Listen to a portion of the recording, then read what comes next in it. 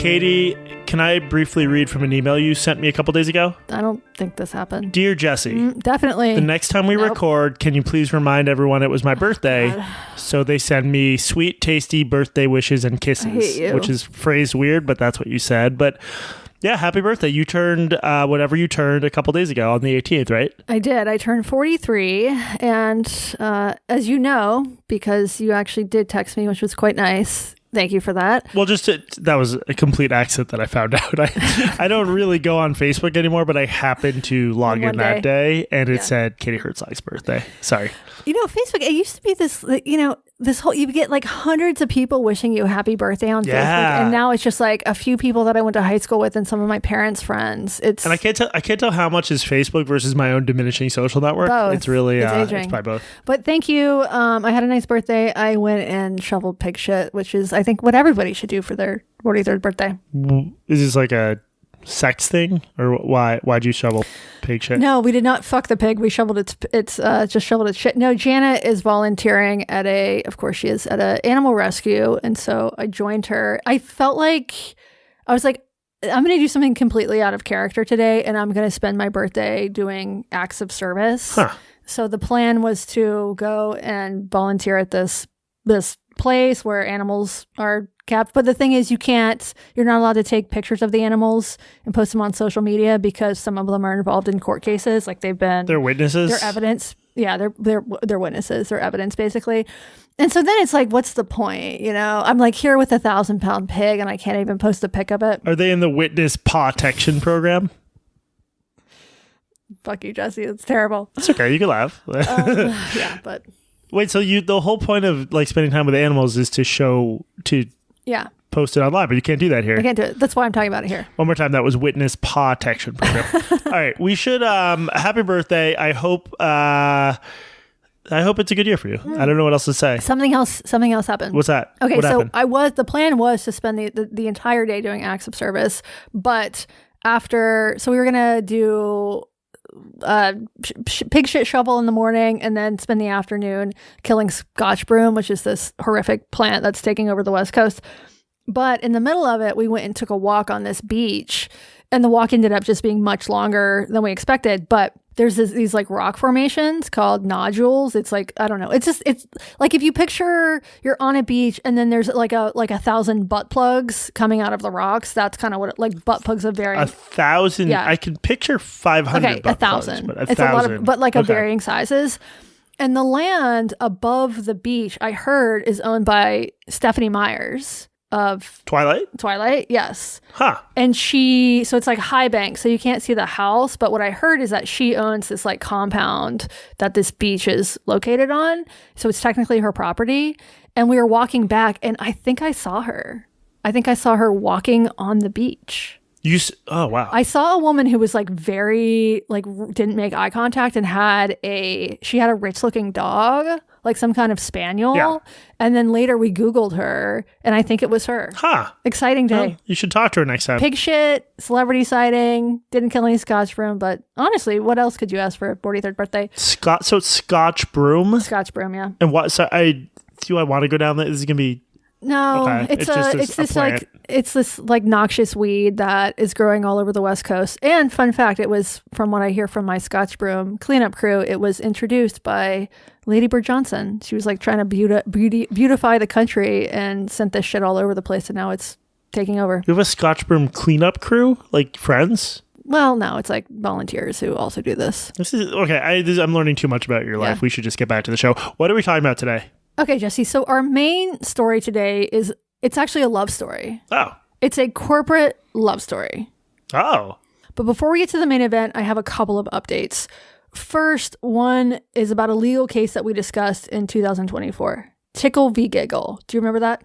This was the Australian case about whether was it a lesbian dating app, whether it can keep males? Close, but no. It was not a lesbian dating app. It was like a women's networking app. Women's networking app, whether they could keep male people off of it. Yes. It's professional scissoring. Yes. So Giggle was founded by an Australian entrepreneur named Sal Grover in 2020. And the full name is Giggle for Girls. And yeah, I know it sounds like a fake lesbian porn app that is only used by men. Giggle is apparently the term for like a gaggle of women or a murder of crows, but I think she should have called it murder for girls. It probably would have done better. She didn't. She went with Gaggle. And Grover says that she got the idea for the app after moving to LA and experiencing sexism in Hollywood. So networking app for women, nothing particularly inflammatory there, but then it became controversial for exactly the reason that you would expect. Yes, as you said, men were excluded from the app. And in order to prevent them from joining, Grover required users to upload a selfie, and then she used this AI service to analyze the selfie to determine the sex of the user. And obviously, this could be a problem for some women, like women with strong jaws, women with prominent occipital bumps, handsome women in general. So the users could request a manual review if they were excluded. That's how it worked. The idea initially was not to keep out trans women. It was to keep out men, like cis men. But in February 2020, Zoe Schiffer at The Verge wrote this piece accusing Grover of creating an anti-trans dystopia. Literally, she called it something out of a dystopian novel. And because of the AI judging whether or not you're female or not. The app got review bombed, and instead of acquiescing, Sal Grover, who had not been gender critical before this, she was pretty unaware of gender politics and the minefield she was stepping into. After this happened, she was like, fuck you, trans women are men. And she explicitly banned them from the app. And I talked to Sal about this last year. She sort of disputes, like there's a little bit of revisionist history there. Like she said when I talked to her that the app was always supposed to be just for women, but the FAQ from the site was pretty explicit. So Jesse, read this quote from the FAQ. Trans girls are 100% welcome on Giggle. Giggle's gender verification onboarding process is a gatekeeper to stop men from getting onto the platform, not girls or those who identify as girls. If you're at all concerned with the possibility of being misgendered, you're welcome to contact Giggle HQ for manual onboarding. Giggle both fully supports and recognizes gender identity and will never discriminate. Yeah, not the words of a hardened turf. No.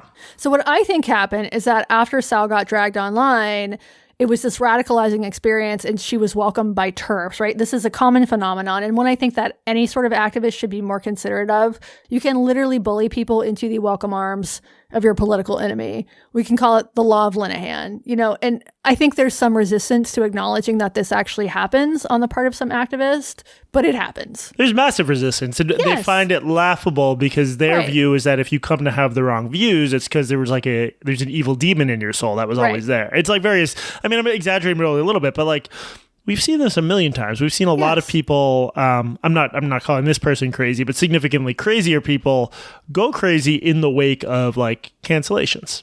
Exactly. Yes. So anyway, a trans woman named Roxanne Tickle, Roxanne Tickle joined the app and actually a normal lady name. Roxy Tickle.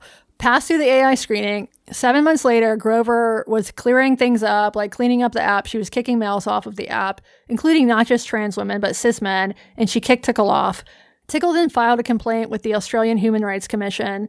That was in January 2022. The commission tried to broker a settlement that would have required Grover to readmit Tickle and all trans women going forward. She also would have had to undergo re-education on sex and gender, which I assume is just writing trans women are women on a board 1,000 times like Bart Simpson. That's actually a little bit dystopian. Oh, totally.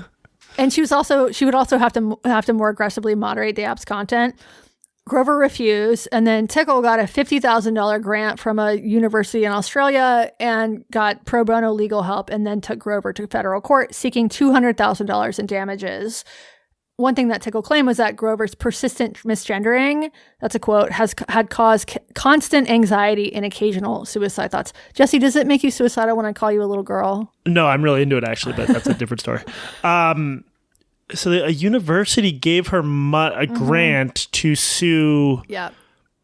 This obviously gets into the category of like, this whole debate centers on the border between like politeness and coercion. Yes. And here you seem to have the state telling someone you're not allowed to discriminate on the basis of sex. That's exactly what happened. And at the time that we spoke about this in 2024, the federal court had just ruled, and the case was a bit of a circus. So Grover's side wanted to litigate the question of what is a woman. So she had expert witnesses like Helen Joyce, Kathleen Stock, Colin Wright. But the judge was like, that's not... A kindergartner from 1988.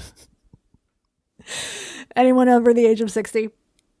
The judge was like, that's not the question at hand here. According to Australian law, Tickle is a legal woman. That's not up for debate. And the judge was pretty critical of Grover. So, and I should say that I'm not knowing the details, but that is often like cases like this. If the law says that a woman is this, then that debating what a woman is in that particular context is not relevant. Right. Like that's a matter. Like if you're mad about the Australian law, try to change it. It's the issue is the law, not the judge. Although I will say, so the judge. Like, Grover refused to use Tickle's preferred pronouns, which makes sense. Her whole point is that Tickle is a man and men aren't allowed on the app. She's making a political point here, and it's one that I think is valid, even if I generally use people's preferred pronouns. But the judge chastised her. And there was one moment in particular when the judge dinged Grover for some of her behavior. So Jesse, I put an image here in our show notes. Just describe this. It's like a candle. It says Team Giggle. It's like I guess a caricature. The label. The label says Team Giggle, gigglecrowdfund.com. It's like a caricature drawing of this I guess this Tickle person, and it's like a comic style almost. Kind of looks like Pigpen from a little bit. Charlie Brown. And the speech bubble says, "So I realized I was a woman because I hate the smell of balls. Balls, hate them. I had to get away from smelly balls." I don't get it, but okay. I guess they're making fun of her. It's something that I don't know if it's an exact quote, but this is something Tickle apparently said was like being in locker rooms like made this person realize, oh, I'm actually a woman. Gotcha. So this image was shown in court, and Sal Grover laughed, and the judge found that offensive. And Sal explained it later to me, like it was funny. Like it's like I'm in federal court and someone shows like it's funny, which it is funny. So suffice it to say, the judge ruled against Grover and found that she had engaged in indirect discrimination because Tickle, quote, did not look sufficiently female. And he ordered Grover to pay $10,000 plus court costs. Okay, so what you said you had an update on this? Yeah, so after that ruling, both sides appealed. So Grover was trying to get the ruling overturned, and Tickle cross-appealed. Tickle wanted more money, which seems a little greedy to me. I mean, call me a man for $10K. I'll take it. I don't even have a penis. No problem. Okay, and who won? Tickle. And in fact, this ruling was even worse for Grover than the first one. So a 3-judge panel dismissed her appeal and partially granted Tickle's cross-appeal. The panel decided that Grover was guilty of direct discrimination, not just indirect. They also doubled the damages owed to Tickle from $10,000 to $20,000. And this is in part because what they called Grover's aggravating conduct. So that includes misgendering. And Grover was also ordered to pay up to $100,000 in legal costs. Oh, that's a big increase. Yeah. What does this mean, bigger picture? So Grover's goal here was not just to be permitted to discriminate on her app. Oh, by the way, the app shut down in 2022. It was also to establish the concept of womanhood as something that pertains only to females in the law. And that door slammed shut. But it's not quite over. Like Grover has said from the beginning that she expected this to go to the High Court of Australia regardless of who won. So another appeal is possible, but there's no guarantee that it will be heard. So this might be over, but she's not giving up. She's probably hoping, maybe against hope, for an outcome similar to the High Court ruling in the UK, where they did define women. Yes.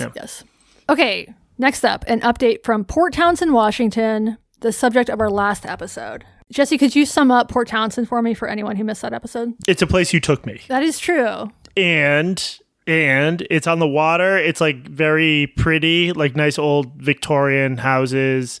Deer. I'm thinking more like politically. How would you politically sum it up? Oh, very progressive. Very progressive. Yeah. So I am going to give you an update on Port Townsend, but before we get to that, I got a couple of emails from people demanding that I correct something I said offhand in that episode. So this was after we played a clip about a Black woman who experienced epigenetic trauma because she was asked to walk in a fashion show with a man in a Confederate uniform. And I said, epigenetics is fake. Jesse, did you understand what I meant by that? Yeah, I interpret it as the discourse surrounding epigenetics, which is the idea of like over the generations, like trauma or other effects changing, your genes basically, or genes between generations. Yeah. My extremely limited understanding of the subject is like there's a fair amount of bullshit science there. So I didn't think you were saying like there's no such thing as epigenetics.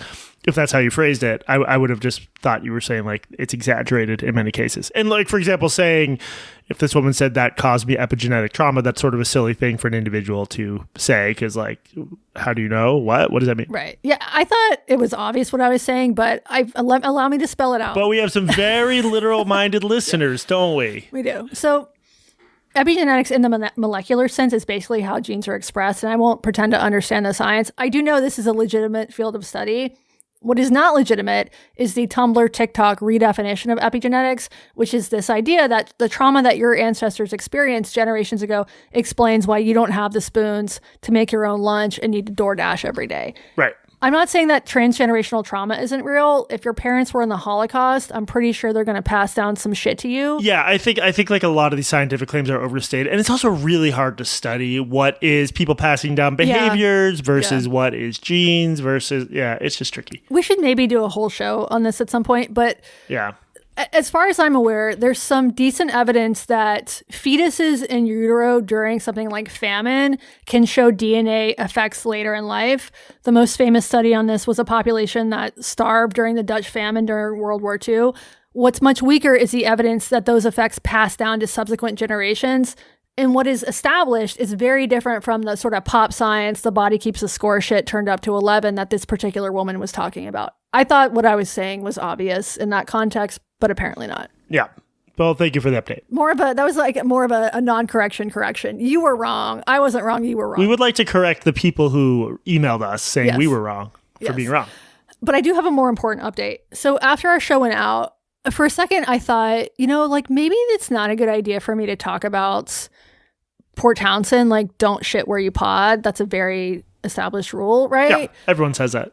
Right. Like I don't want to repeat of this sticker situation. Do people know what you mean? This is when people in Seattle put up stickers saying you're a TERF. Not just a TERF, Nazi sympathizer, worst one, Jordan Peterson apologist. Right, worst of all.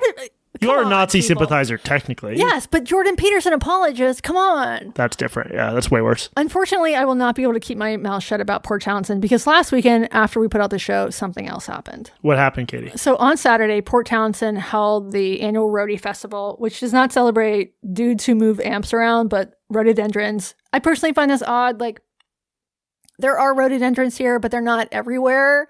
If you want to go to a true rhododendron haven, go to Western North Carolina or probably like fucking anywhere on the East Coast. There are forests of them. Are there a lot of rhododendrons in Boston or in Massachusetts? Well, I don't live in Massachusetts. You did. And I forget what rhododendrons look like, so I'm not sure. You know what? They're a very mid tree. You know what? They have a ton of, and seemingly more every year. The neighborhood I grew up in, absolutely infested with rabbits, just everywhere. And really, it's like they're multiplying. I don't get it. But I don't know about rhododendrons. Fucking like bunnies? That's the weird thing. None of them are having sex. Huh. I can tell. They just produce new ones somehow. Good word. Okay, regardless, in Port Townsend, they celebrate the roadie, and they've been doing so every May for almost 100 years. That sounds exhausting. Yes. So during Roadie Fest, there's a pet parade, a kids parade, a fun run, a car show. There's the crowning of the Roadie Festival Queen in the Royal Court. There's a bed race. This is where people push 4-poster beds down the main drag. What does that have to do with rhododendrons? It's just like a civic celebration. Are there just like a lot of parents with young kids in this area? No, there's a lot of retirees. Okay, well, that's another population that just like needs excuses to get outside. So maybe that's why there's rhododendron festival. Yeah, there's a parade through downtown. It's a big deal here. It's just it's sweet. It's like one of these relics from the past, like a genuine small town civic fair. Hate it. Yeah, I didn't go, but I was in town 4 days before the parade, and there were already chairs lined up and down the street where like people saving their spot for the fucking parade. For the rhododendron parade? People take this seriously. Okay, so wait, why are you telling me about this? Okay, so the parade was on Saturday. Saturday afternoon, this photo starts circulating on Facebook. Please subscribe. It's a float. It's a float with a bell. I guess that's the Liberty Bell. Okay. Oh God, Trump is in Mount Rushmore. Wait, who did they replace with Trump? Lincoln. Okay, so. Oh God. So this is so someone made a Mount Rushmore sculpture. Here, there's a better close-up. Scroll down a little bit in the notes there. Oh God. Yeah, it looks like it was freshly hewn from clay. Do you hew from clay or do you... Oh, I have that same yellow storage bin. Okay. That's so I have that funny. One too, the low storage bin. Okay, so first of all... No, I got it from Staples. Idiot. So, anyway, continue. So this sculpture is not good at all. Like, the faces all look like that woman who ruined... Imagine the Mona Lisa. It looks like the woman who ruined that painting of Jesus. Oh, not the Mona Lisa. Yeah, we're talking about the same thing. I'm an idiot. Was that the Last Supper? I forget what it was. Whatever it is. Yeah. Everybody knows one of the better internet memes, like back when things were much more innocent. These figures all look like they have Marfan syndrome, which oddly Lincoln might have actually had, and he's not actually in the sculpture. The only one who is remotely recognizable is Trump, where Lincoln should be. And this float looks like he's crying. What's that thing on his cheek? Or like he's got a scar there? Like he's had a Mohs surgery. So this sculpture, if you can call it that, was on the float for the official roadie parade organization, not the local Republicans. They were there too. They had their own stupid float. But this is supposed to be nonpartisan. Yeah. And as you can imagine, people were pissed. So Jesse, I want you to read this Facebook post. Is this going to be hysterically annoying? No. To the East Jefferson County community, as a former roadie princess... Oh, this is Morgan Chafee. You know her? I wonder if she's related to New England Republican stalwart Lincoln Chafee. As a former roadie princess, I was deeply disappointed to see overt political messaging and a Trump display included on a parade float during this year's Rhododendron Festival. For more than 85 years, the festival has been a cherished East Jefferson County tradition built around community, celebration, and inclusion. Seeing a partisan political display inserted into an event that is meant to welcome everyone felt disrespectful to the history of the festival and to the generations of royalty who have represented it with dignity and pride. Okay, that's not hysterical. That's just like keep politics out of the roadie parade. Yes, totally. I also like that the girls from the roadie parade are considered royalty. Yeah. So this starts to circulate, as do other posts, and people start to tag the artist behind the sculpture. Oh, and so what did she say? She says that it's Lincoln. That's not Lincoln. That's so Trump. Read this. Okay. Don't say her name. Let's keep her anonymous. Okay, everyone. I am the person who made Mount Rushmore. I did not make Lincoln look like Trump. It is Lincoln. I put layers upon layers of styrofoam putty to make his beard. It's definitely Trump. There's no beard. She's just doing like what Trump would do if he was caught in this sort of situation. Yeah, totally. This is totally Trump. Wait, keep reading. I don't know what you're seeing, but it is not Trump. I would never, ever purposely make anything political for the roadie float. My granddaughter was also a princess and queen in 1 year. I was very proud. It sounds like she's having a stroke as she types this. I was very proud to be a part of the float. Also, her punctuation is very Trumpy. It's very strange. Yeah. No, Trump is better at punctuation than this woman. He does more caps. It's like there's a space before and after the period. Yeah. Okay, so she's just denying it. Totally denying it. And then she says at the end, I volunteer my time to make whatever is needed to make it beautiful. It's not beautiful. So now, after all the nasty comments, I will probably never help out again. I didn't see other volunteers step up. You people are hurtful and nasty. You just ruined a beautiful, fun thing I used to love to do. And yes, please call the paper or local news. I have a lot more to say. Have a nice day. Oh my God. Okay. So no one believes her because people start to look at the woman's own Facebook page and it's apparently covered in Trump shit. By the time I saw it, she'd locked down her page, so I can't personally verify that, but I could see her likes, and she likes Glenn Beck, Melania Trump, Great American Patriots, and the love of Jesus Christ. So I suspect she is in fact a Trump fan. Yeah. Now, did she intentionally replace the man who freed the slaves with Donald J. Trump? I don't know. Perhaps it was subliminal Trump. With the man who has enslaved us all. Yeah. So an editor for a local news outlet called the Jeffco Beacon, she saw this thing in person and she said this on Facebook. Will you read this? Okay, here's what I'll say having seen the sculpture and spoken with one of the people who made it. It's weirdly in person very much the navy blue v gold dress of yesterday's internet. In person, it looks less like Trump, but I cannot say it looks anything like Lincoln either. In the end, they decided to let people put a model top hat and draw a beard on. It's centrist compromise. Yeah. I was surprised that the organizers needed to be convinced that doing modifications was going to be for the best. I was equally surprised that at least one person involved with the float claimed that, I guess, if it was altered, no one was going to volunteer to make or float or drive the float ever again, so it should be left alone. It was wild to witness some of the conversations around it, and I'm saying this as someone whose job is to record and relay wild conversations. Okay, and this editor is not someone who is sympathetic to Trump, by the way. So when she's like anti-racist, anti-fascist type. So when she says that this was less Trumpy in person, I believe her. But it sure as shit looks like Trump in the photo. And honestly, why shouldn't Trump replace Abraham Lincoln on Mount Rushmore? I mean, that loser got shot. Trump just keeps dodging bullets. He's like Neo. Put that man in the rock. I mean, he got shot too, but he survived. Yeah, he survived. Unlike that loser. I prefer my attempted assassinated presidents alive. Do you? I was trying to do that. What was the thing Trump said about... But do you really? I do. Oh, the John McCain. Yeah, I prefer not getting caught. Yeah. So the only other thing I wanted to report about Port Townsend before we move on to the main event is that I saw in this local news, digital news outlet, the Jeffco Beacon, I saw today that there's a new Mexican restaurant there's a Mexican restaurant that was in town that's moving to a new location, and they wanted to have a drag brunch. And so they took out an ad on Facebook to advertise this. And they got so much shit, like people calling them and threatening them and calling them groomers, that they canceled it because they don't want to pay for security. And then when they announced that they canceled it, they got so much shit from the people who were pissed that they canceled it. So they're double canceled, both from the anti-trans and from the pro-trans side. It's not even, I mean, it shouldn't even be considered a trans thing. Who the fuck? Oh, just don't bring your kids to the drag brunch if you don't like the drag brunch. I know. Anyway, should we do housekeeping before we get to the main story? Yeah, let's do housekeeping. This is a podcast. We're called Blocked Reported. You can find us at blockedreported.org. If you go there, you can become a premium subscriber, where for a very affordable pittance, you can get extra content. You can become a member of our community. You can post to the open threads. You can comment on episodes. There's an ant crawling on the tissue box near me. There's ants in my room. I'm becoming... Is it carpenter or sugar? How do you tell? If it's carpenter, my God, the carpenter ones are the big ones. Good fucking luck. No, it's not big. Who's the guy? Ian Miles Chong. I'm becoming... Or Arthur... Both. I always forget which one was covered in ants, and they're both Asian, so it's like I'm being racist.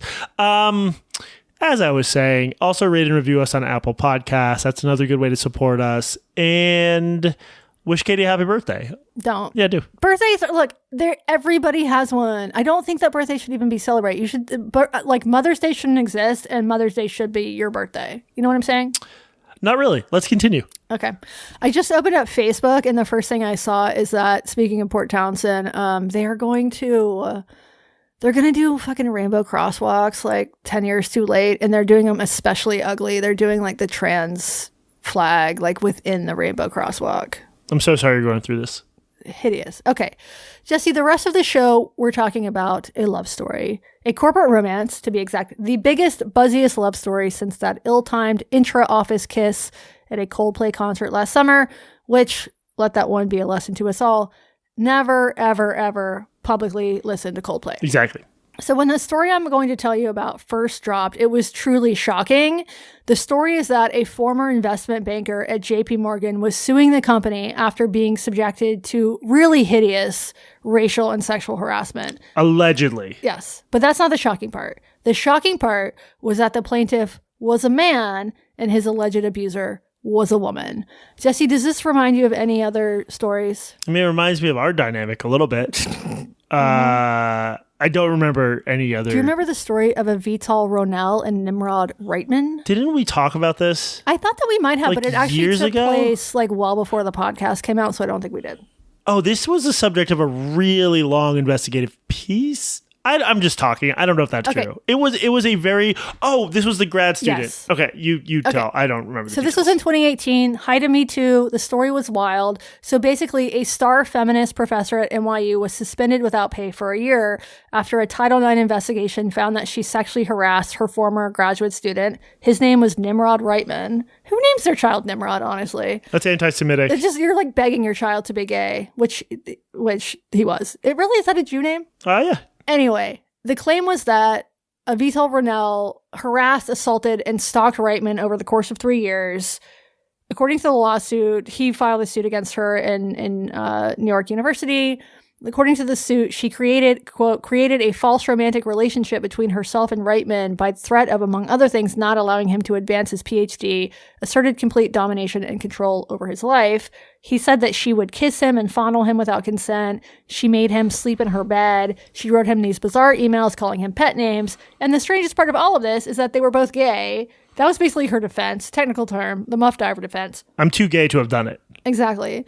And the story probably would not have come to light, but after she was suspended, a number of her fellow feminist scholars, including Judith Butler, wrote a letter to NYU defending Ronell. And when the story was broken by the New York Times, it went very viral because the gender dynamics were just unexpected. Yeah. Let's put it that way. Was a man harassing a woman? Like, let's not even pay any attention. Who cares? I mean, there was that whole movement thing, but... Okay, so tell me about the victim and the alleged harasser. So in the early reporting on this case at places like the Wall Street Journal and Reuters, the plaintiff was kept anonymous. He's a John Doe.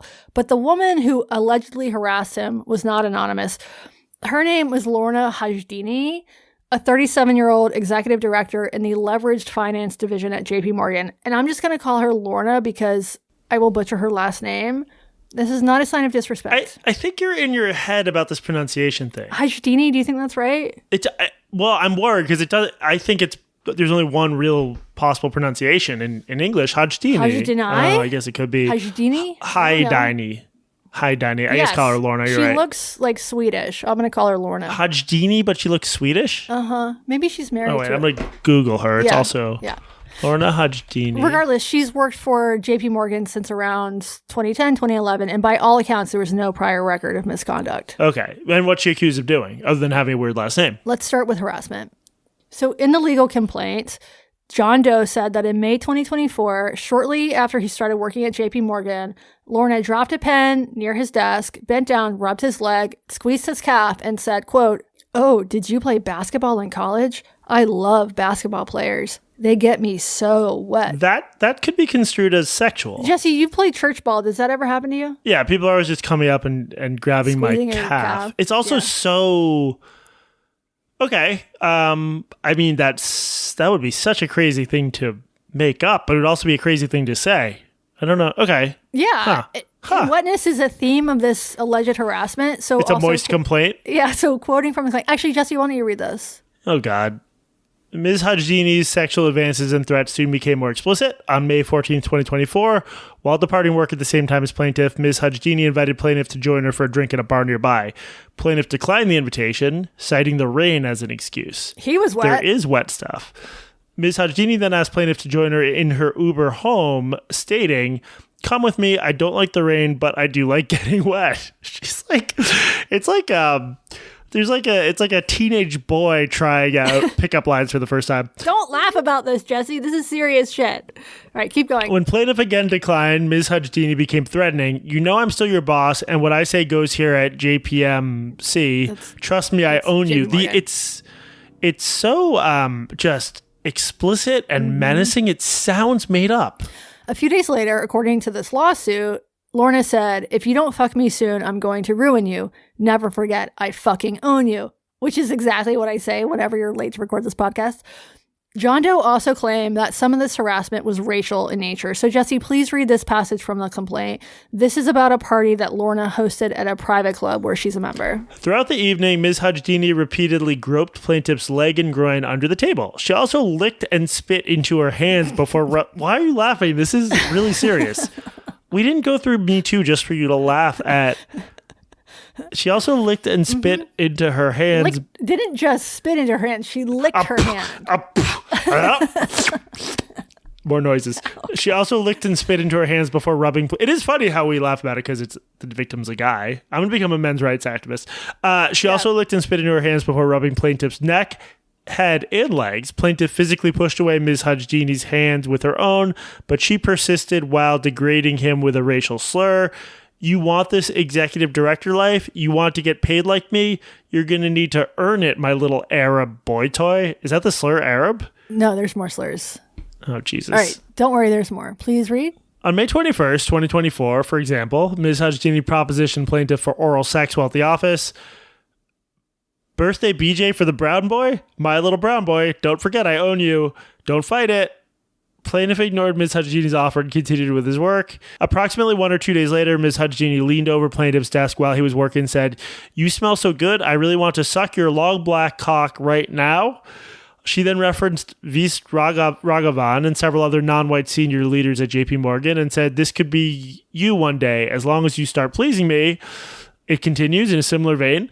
On or about June 10th, 2024, Ms. Hajdini texted the Levfin Group, a leverage finance group, a picture of Citigroup CEO with an unidentified man of Asian descent who is not white. A short time later, Ms. Hajdini, referencing the text, whispered to plaintiff, "This will be us one day. Just fall in line, Brownie." That's capitalized. Know your role. Around the same time, Brownie, I guess referencing his skin. Around the same time, Ms. Hajdini texted plaintiff a picture of shirtless men she found attractive.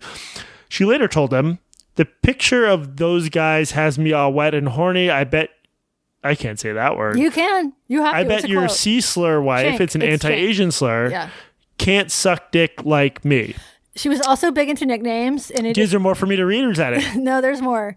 In addition to Brownie and Little Brown Boy, she called him her little Asian appetizer, my curry in a hurry. Okay, that's pretty good. My curry in a hurry. Yes, little. Did I already say a little Arab boy toy? I think I already read that multiple times. Okay, you said it. She also apparently called him Gook, which is very confusing. Like, is he East Asian or South Asian? She seems confused. She lacked the usual precision you find in racists. Mm-hmm. The specificity. But it gets worse. It gets worse than what I just read. Keep reading. Hey, in summer 2024, Ms. Hajjini invited herself into witness one's apartment. You can't do that, which was vacant that evening, knowing plaintiff was headed there. While at the apartment, plaintiff unequivocally rejected Ms. Hajjini's sexual advances, stating, "No, I'm not interested."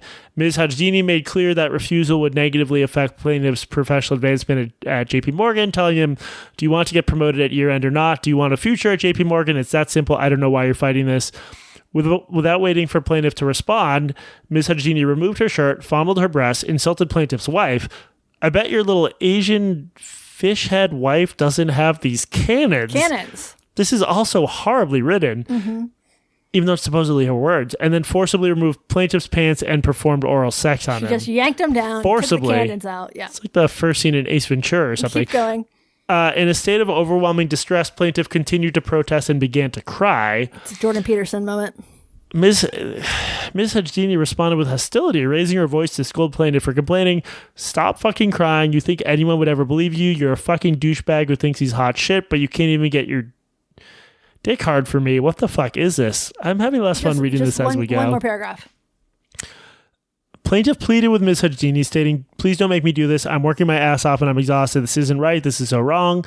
Eventually giving up on sexual intercourse with plaintiff, who was unable to maintain an erection. I feel bad for the attorney who had to prepare this brief. Ms. Hajjini then demanded that he perform oral sex on her, the old switcheroo. They don't say the old switcheroo. That was me editorializing. Plaintiff again begged Ms. Hajjini, "Please don't make me do this," but Ms. Hajjini ignored his pleas, ordering him to lick me my fine... lick... Sorry, I'm losing the will to live. "Lick me, my fine little Muslim-looking man. Rub my clit with that beard of yours." Afraid that... there's a missing period there. Afraid that Ms. Hajjini would act on her threats to retaliate against him, plaintiff, embarrassed and humiliated, complied with her demands. You know, it's occurring to me right now that we probably should have done a content warning at the beginning of this segment. Wait, so that took place in witness one's apartment. Who's witness one? I will get to that. Just one more section. One more, Jesse. This one's good. Later in July 2024, Ms. Hajjini intercepted plaintiff when he was departing a bar following a gathering of their leveraged finance group colleagues. She again insisted they go to witness one's apartment, where she assaulted him again despite his clear discomfort and expressed resistance. While there, Ms. Hajjini ordered plaintiff to suck on her toes, then pushed him to the ground, sat on his face, removed his pants without his consent, and told plaintiff that she wanted to have anal intercourse with him. When plaintiff was unable to get an erection, Ms. Hajjini grew exasperated and ordered plaintiff to digitally penetrate her until she orgasmed. Afterwards, Ms. Hajjini continued her assault on plaintiff. Oh, Jesus. Telling him to ejaculate on her face and calling him a pussy when he expressed discomfort? You're ending every sentence with a question. I just can't believe what I'm reading. It's like NPR voice. She then attempted to perform oral sex on plaintiff, who pleaded with... This is getting brutal. Who pleaded with Ms. Hajjini to stop, stating, "I'm very uncomfortable. Please, Lorna, please, I'm begging you." But Ms. Hajjini just laughed at him, further underscoring her contempt for plaintiff's autonomy and her desire to demean him. Ms. Hajjini then commented, "At least your cock doesn't taste like curry." This is just lazy racism. That's what's most offensive about it. Come on, you know I'm better than your little wife at sucking cock, but I hope you're not this much of a bitch with her. I know she doesn't eat pork, but does she eat cock? Does this woman have Tourette's? I know she doesn't eat pork, but does she eat Jesus cock? Christ. Okay, so we will You could have always just pulled out a few highlights, Katie. We will stop the readings here, but if you would ever anyone listening to this would ever like to do some role play with a partner, link to the complaint in the show notes.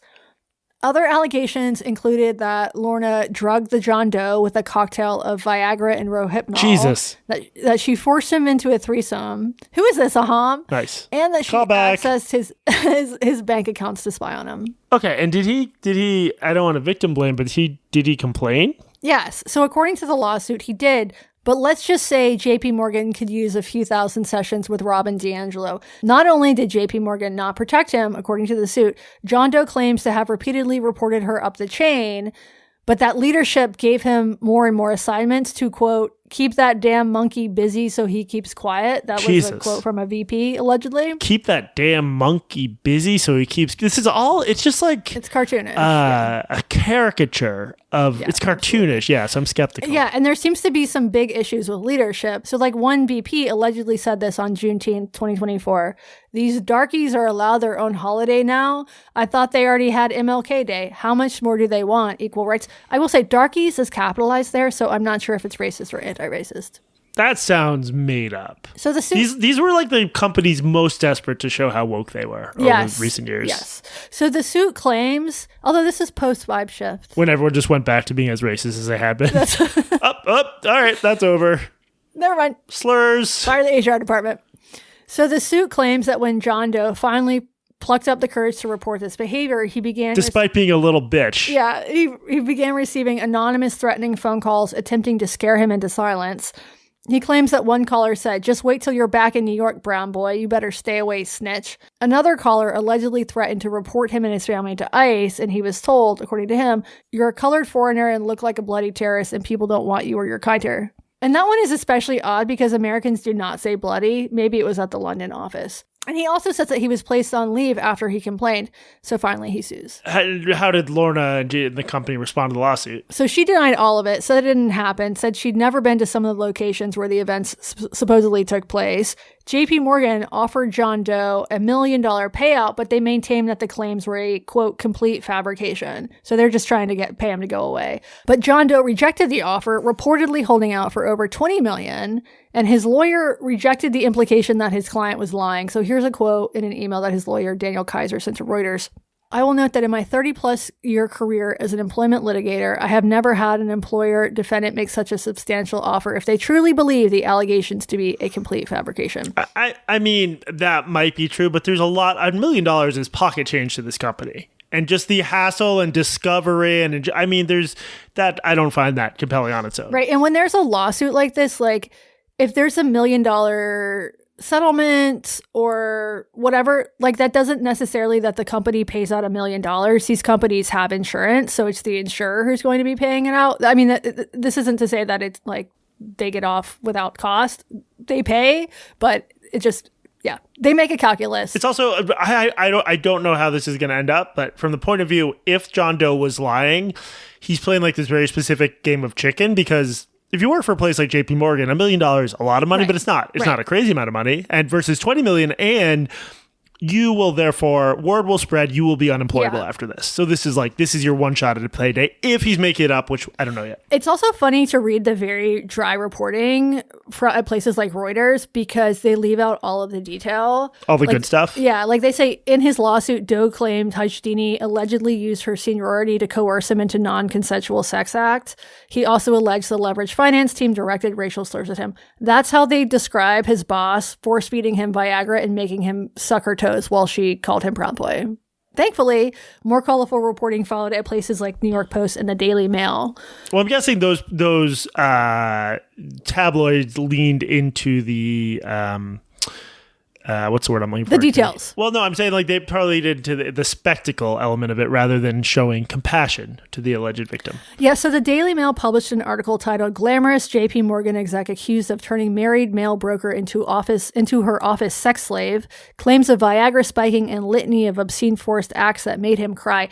And the online response was mixed. So naturally, there's quite a bit of anger from men's rights activists. So Jesse, read this tweet. "It's appalling that sexual abuse becomes a matter of sneering comments and distasteful jokes when the victim is a guy and the perpetrator a woman in a position of power." But the majority of comments were shitposts like this. Anna Slats, "God forbid a woman have hobbies." Yikes. Yikes, chief. Yeah. Okay, so what was he? I mean, if a level of harassment this severe and insane and persistent, you would think he could provide some good evidence, right? Yeah, so you asked who witness one was earlier. There were two witnesses. Witness one was supposedly woken up in the middle of the night by Lorna smoking a cigarette and demanding a threesome. This was a family friend. Witness two was apparently the owner of the apartment where witness one was staying. Their names were redacted from the lawsuit. But from the start, as soon as the story dropped, there was a lot of skepticism online. Like, Lorna Hushdini is an attractive young woman who does not fit the mold of the classic workplace abuser. You're right. Thank you, Katie. 37 is young. We need to remember that. She does not look like Harvey Weinstein. Plus, it turned out JP Morgan had actually done an internal investigation into these claims. And not only was there no evidence to support them, according to this investigation, John Doe ghosted the investigators when they tried to get his statements. Oh, that's not good. And more to the point, it just seems really unlikely, right? Like, not only the sex stuff, but an office full of hardcore racists against Asians. I mean, if it was any other race, and like the New York quant world, yeah, that right. This is the math world. Who would alienate an Asian employee? It makes no sense. Yeah, I'm using quant loosely, but like banking overlaps with there are a lot of Asians in this world. Have we figured out who John Doe is? Yes. So very quickly after the initial stories went viral, the New York Post unmasked John Doe. His name is Shrey Rana. He's a 35-year-old Virginia native. He's the son of Nepalese immigrants. And the Post reported that essentially everyone at JP Morgan thought that the story was bullshit. He was a middling employee who had cycled through a number of finance firms before landing at JP Morgan. He was basically just skating by without doing anything to distinguish himself. Lorna was a top performer. Well, until he's now distinguished himself. Yeah, and the fact that she was great at her job and he was not, that doesn't in itself make it impossible. But he didn't report to her, so she would not have had power over his promotions and bonuses, as he claimed, regardless of what his giant brown cock tasted like. Okay, so this seems like pretty made up. Yes, it appears to be mostly BS. So for one, like all the stuff about his wife, he doesn't have a wife. Rana isn't married. Oh. There were some kernels of truth, though, like not of the sexual harassment, but the Wall Street Journal did more digging on Rana himself. And they got screenshots of group chats he was in with colleagues, including Lorna. And quoting from the Wall Street Journal here, on occasion, coworkers would joke about Rana's Nepalese background in the chats or refer to Indian men as brown boys, according to the screenshots. Rana liked one message where a colleague asked if a brown boy could join a gathering. One screenshot shows. The brown boy in reference was the colleague's boyfriend whom Rana knew, a person familiar with the matter said. So she called her own boyfriend a brown boy and said, Can a brown boy come? Yeah. Okay. So there was some race-based ribbing in this group chat, which I actually think is good. Like a little light racism. You think racism is good? I think a little light racism is a great way to bond. It's way better than trust falls. And I'm kidding, but I'm not kidding here. I like anytime I've been in any group of like friends with like differences of identity, people, there are jokes made. Now, we don't know how people in the chat who were themselves brown boys felt about this. It could be offensive. You got to make sure it's fully consensual and everyone's in on the joke and doesn't feel shitty about the joke. But this is nothing in the vicinity of what he accused. If you have a little bitch complain, you kick him out of the group chat. Right. If someone's a little bitch, like they need to find out somehow. Yes. So the Wall Street Journal also reported that Rana, he stopped coming to the office in 2024. He told his bosses that his dad died, but his father had not in fact died. Huh. And when the New York Post reached out to his actual father, his dad claimed to know nothing about any of this. And then an even weirder twist emerged. So the New York Post reported that in July 2025, a user named Shiraru Rana used a legal advice chatbot for help with a legal case. His exchange with the chatbot read, I was raped, sexually, that's spelled wrong, assaulted, harassed, and forced to do drugs by my former boss at Morgan Stanley. Yes, Morgan Stanley, not JP Morgan. The user also referred to the boss as he, not she. Now, Rana had worked at Morgan Stanley before he moved to JP Morgan, so the only explanation for this is that it happened to him twice. How do they find out that he asked a legal chatbot then? It's public. So the platform was askalawyeroncall.com. So Jesse, click that link. Okay. If you scroll down to the bottom, you'll see a bunch of legal categories like animal law, business law, civil law, etc. If you click on employment law and then scroll down to the link that says see all questions, you can see people's actual questions, including... Oh, so they posted publicly. Yes.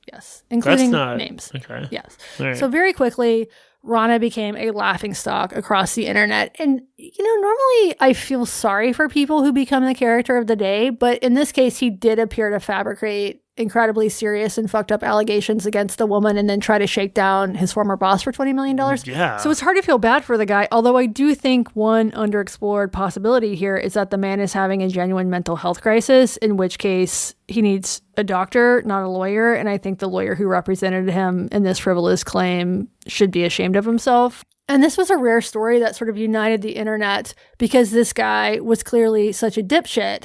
But unfortunately, there was a darker element. So when the story first dropped, before John Doe was unmasked, he was simply described as being of Asian descent. As I mentioned, his parents are from Nepal. He himself was born and raised in Virginia, but in the darker corners of the internet, this very quickly became an opportunity to shit on Indians. So Jesse, here's an example of this. This post was from BB MAGA Mom, has 1 million views on X. Grifter piece of shit, deport this clown back to India immediately. No more scamming American companies with fake victim stories. Lying scumbags like this are why real victims get ignored. Lock his ass up or ship him out. Enough, but this guy's American. I mean, these are the absolute dumbest bottom feeders on the internet. Yes, and Joe Rogan got this one wrong too. So he had comedian Shane Gillis on his show, and Gillis asked, an Indian guy made the claims, and Rogan said, yep, she was hot. And Gillis said, it reads like a horny Indian guy wrote it. No, Shane, it reads like a psychotic Nepalese American guy wrote it. There is a difference. He was horny, though. Yes. But the general consensus across racism Twitter was that it was laughable that a hot white woman would ever have sex with an Indian man, let alone turn him into her sex slave. And so Rana's story seemed to really fit this narrative of the two most pervasive stereotypes about Indian men right now, that they're sex pests and that they're scammers. Jesse, have you noticed how hot anti-Indian racism is these days? Yeah, like in the MAGAverse, it's like a whole thing, and some of it's tied into like work visas. But yeah, people are really going for it on the anti-Indian front. Yeah, it really is a thing. So the same week that this JP Morgan story dropped, which again did not involve Indian people, anti-Indian content was all over my X feed, including Indian death videos, which are exactly what they sound like. Videos of Indian people being hit by trains, being electrocuted, being drowning. It's really dark shit. Jesus Christ. I mean, that's fucking, like, whatever you think about where Elon draws the line, that's sickening. Anyway. Yeah, there are entire accounts dedicated to posting these clips. And look, this trend existed well before Rana made these false allegations. Anti-Indian bias is really pervasive on that app right now. And I know I sound like somebody saying, like, the knitting community has a racism problem, but X really does have a racism problem.